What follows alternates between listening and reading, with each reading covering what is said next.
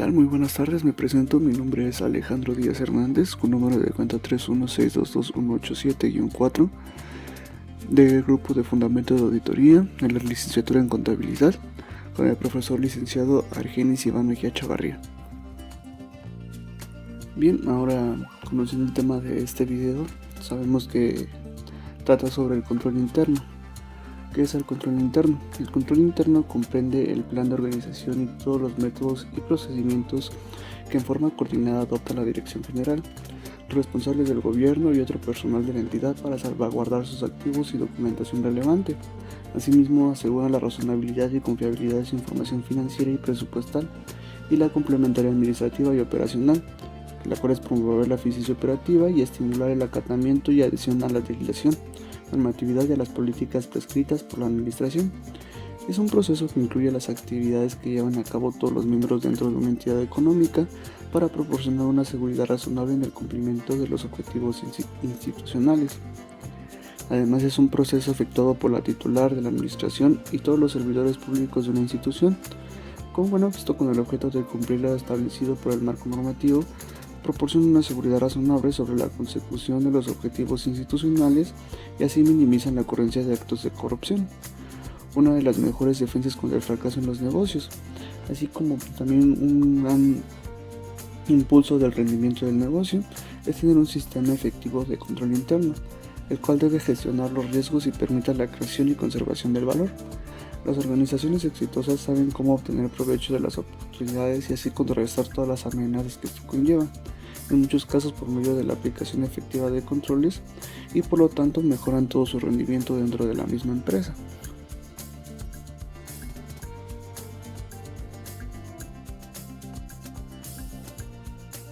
Bien, ahora veremos qué es un sistema de control interno. Pues es un conjunto de normas, elementos, recursos, planes, política, registros, procedimientos y métodos que definen la estructura, gestión, dirección, actitud, personalidad e integridad dentro de una institución. Todo esto para el cumplimiento de los objetivos, meta, misión y plan estratégico institucional.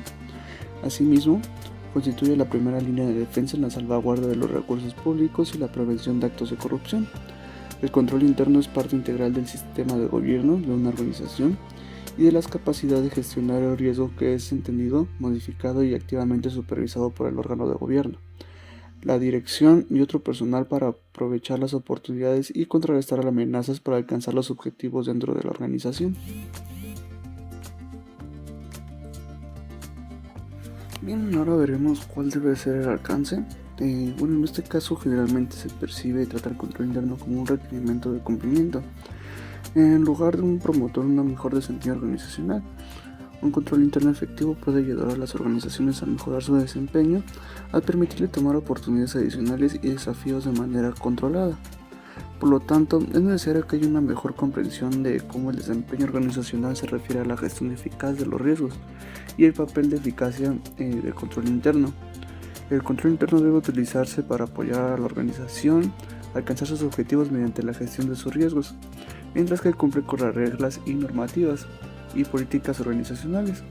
La organización debe por consiguiente hacer el control interno a una parte de la gestión de riesgos e integrar a ambos un sistema general de gobierno.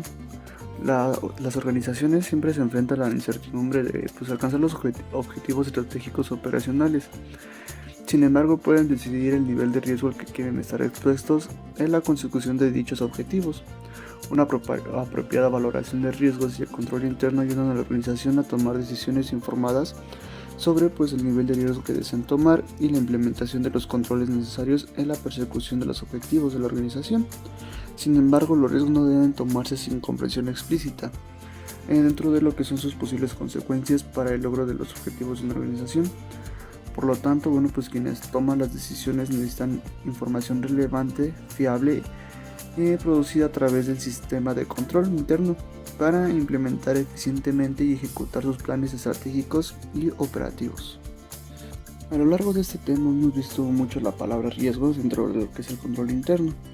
En este caso vamos a ver lo que es la teoría del riesgo de control. Los temas de riesgo y control pueden ser tal vez de los más analizados y discutidos en los últimos años, con todas las connotaciones asociadas que esto lo implican.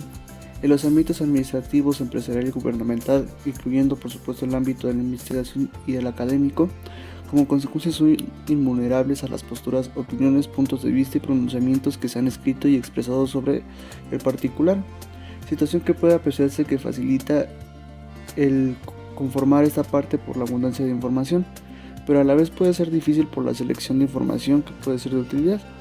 En el contexto de esto, dada la gran coincidencia o divergencia en la opinión de posturas, tenemos la definición de lo que es riesgo.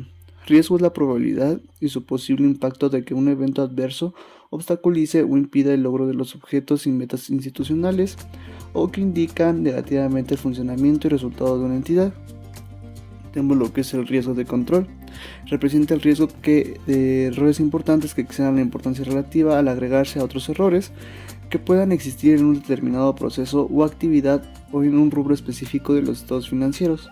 No sean prevenidos o detectados oportunamente por el sistema de control interno en vigor.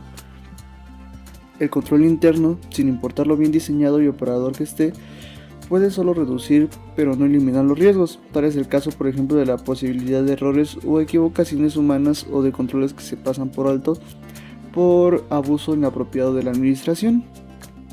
Tenemos lo que es el riesgo inherente.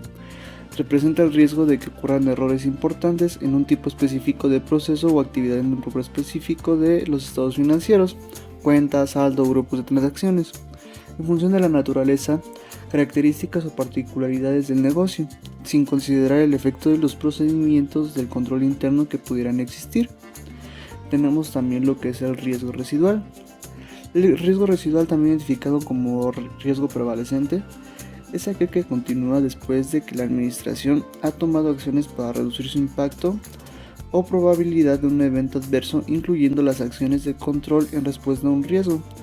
Es nivel de riesgo asociados con los procesos de negocio que subyace a pesar de que se hayan reducido los riesgos inherentes, removidos o anteperadas a las fuentes de riesgo, atendido a las consecuencias, cambiando la probabilidad de que los riesgos y aún cuando se hubiesen transferido los riesgos.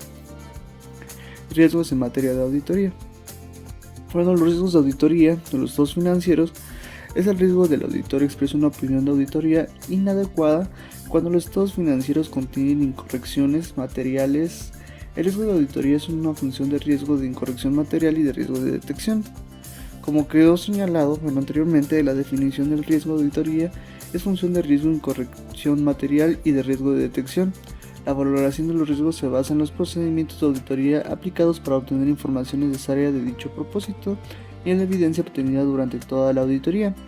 La valoración de riesgos es una cuestión de juicio profesional, más que una cuestión que pueda medirse con precisión. Riesgo de detección. Representa el riesgo que los procedimientos de revisión aplicados por la auditoría interna o externa a los niveles de supervisión no detecten los posibles errores importantes que hayan escapado en los procesos de control interno. Los riesgos de detección pueden solo reducirse más no eliminarse, debido a la limitación inherente a una revisión normal de auditoría en la que los procedimientos de examen y revisión por lo general se aplican. Solamente una parte de la población sujeta a la auditoría, muestreo, salvo casos de verdadera excepción de los que se podría hacer revisión al 100%, como sería la cuantificación de un fraude. Por tanto, los riesgos de detección pueden darse en aquellas partidas o conceptos que no fueron examinados o revisados por el auditor. Riesgo de detección en auditoría de estados financieros.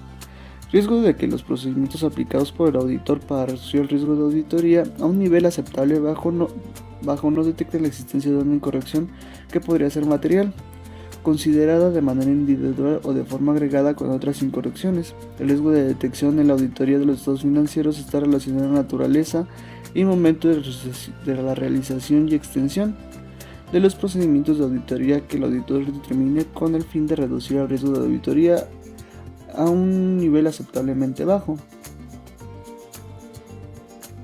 Riesgo de incorrección material. Riesgo de que los estados financieros contengan incorrecciones materiales antes de la realización de la auditoría. El riesgo comprende dos componentes. Riesgo inherente, susceptible de una afirmación sobre un tipo de transacción, saldo contable o revelación de información o una corrección que podría ser material ya sea individualmente o de forma agregada con otras incorrecciones antes de tener una cuenta de posibles controles correspondientes. 2. Riesgo de control. Riesgo de que una incorrección que pudiera existir en una información sobre un tipo de transacción, saldo contable u revelación de información y que pudiera ser material, ya sea individualmente o de forma agregada con otras incorrecciones, no pudiera ser prevenida o detectada y corregida oportunamente por el sistema de control interno de la entidad. Tenemos por otra parte lo que es el riesgo de muestreo. Riesgo de la conclusión del auditor basada en una muestra que pueda diferir de la que obtendría aplicando el mismo procedimiento de auditoría a toda población. El riesgo de muestreo puede producir dos tipos de conclusiones erróneas. Uno, en caso de una prueba de controles, concluir estos son más eficaces de lo que realmente son, o en el caso de una prueba de detalle, llegar a la conclusión de que no existen incorrecciones materiales cuando de hecho existen. El auditor se preocupará principalmente por este tipo de conclusiones erróneas, debido a que afecta la eficacia de la auditoría y es más probable que la lleve a expresar una opinión de auditoría inadecuada. En el caso de una prueba de controles, concluir que estos son menos eficaces de lo que realmente son, o en el caso de una prueba de detalle, llegar a la conclusión de que existen incorrecciones materiales cuando de hecho no existen. Este tipo de conclusión errónea afecta a la eficiencia de la auditoría, puesto que generalmente implica la realización de trabajo adicional para determinar que las conclusiones iniciales eran incorrectas. Tenemos por otro lado lo que es el riesgo ajeno al muestreo. Riesgo de que el auditor alcance una conclusión errónea por alguna razón no relacionada con el riesgo de muestreo. Es la utilización de procedimientos de auditoría inadecuados a la interpretación errónea de la evidencia de auditoría y la falta de reconocimiento de una incorrección o desviación. Riesgo medioambiental. En determinadas circunstancias, entre los factores relevantes para valorar el riesgo inherente en el desarrollo del Plan Global de Auditoría, se pueden incluir el riesgo de incorrecciones materiales en los estados financieros debido a cuestiones medioambientales. Son los riesgos al medio ambiente que se pueden provocar por el tipo de industria que se generen. Tal es el ejemplo de la disposición final de desechos tóxicos o bien la emisión de gases contaminantes o tóxicos. En estos casos, la incorrección material estará representada por la falta de creación y contabilización de pasivos contingentes por este tipo de riesgos, o al menos dar a conocer el riesgo a través de una nota a los estados financieros, para hacer frente a los costos de que podrían acarrear estos riesgos si se llegaran a materializar. Tenemos por último lo que es el riesgo significativo, riesgo identificado y valorado de incorrección material que a juicio del auditor requiere una consideración especial en la auditoría. Los riesgos significativos a menudo están relacionados con transacciones significativas no rutinarias, o con otras cuestiones que requieren la aplicación de juicio. Las transacciones no rutinarias son transacciones inusuales debido a su dimensión y naturaleza que por tanto no ocurren con frecuencia. Principios básicos del control. Principios de equilibrio. A cada grupo de delegación conferido debe proporcionarse el grado de control correspondiente. De la misma manera, las autoridades se delega y la responsabilidad se comparte. Al delegar la autoridad es necesario establecer los mecanismos suficientes para verificar que se esté cumpliendo con la responsabilidad conferida y que la autoridad delegada esté siendo debidamente ejercida. Principio de los objetivos.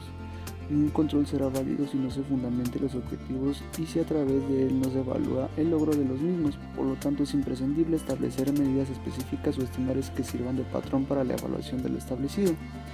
Principio de la oportunidad. El control, para que sea eficaz, debe ser oportuno, es decir, debe aplicarse antes de que se produzca el error, de tal manera que sea posible tomar medidas correctivas con anticipación. Principio de las desviaciones. Todas las variaciones o desviaciones que se presenten en relación con los planes deben ser analizados cuidadosamente, de tal manera que sea posible conocer las causas que la originaron a fin de tomar las medidas necesarias para evitarlas en el futuro. Principio de excepción. A fin de reducir costos y tiempo, el control debe aplicarse de preferencia a las actividades excepcionales o representativas, delimitando de manera adecuada cuáles funciones estratégicas requieren de control. El principio de la función controlada. La persona o función que realice el control no debe estar involucrado con la actividad a controlar. Bien, ahora podemos concluir con la importancia que, pues lo que tiene dentro el control interno dentro de una empresa, siendo pues parte primordial para el éxito de la entidad económica. En el tema se ve parte de lo que es el riesgo y justo ahí es donde entra el control interno para pues así poder evitar lo más que se pueda estos riesgos, siendo así el control interno parte primordial. Pudimos ver los tipos de riesgos que puede haber y el encargado del control interno debe de buscar las estrategias indicadas pues para poder minimizar estos riesgos. Claro, el encargado debe ser un auditor totalmente capacitado, ya que de él depende gran parte del éxito de la empresa. Así bien, con todo esto podemos determinar que el control interno es parte de lo que una empresa necesita para que no existan ciertos fraudes dentro de la misma. Eh, Hay a lo largo de los años muchos ejemplos de lo que por falta de control interno muchas empresas han fracasado, incluso han ido a la bancarrota por lo mismo de fraudes dentro de la misma.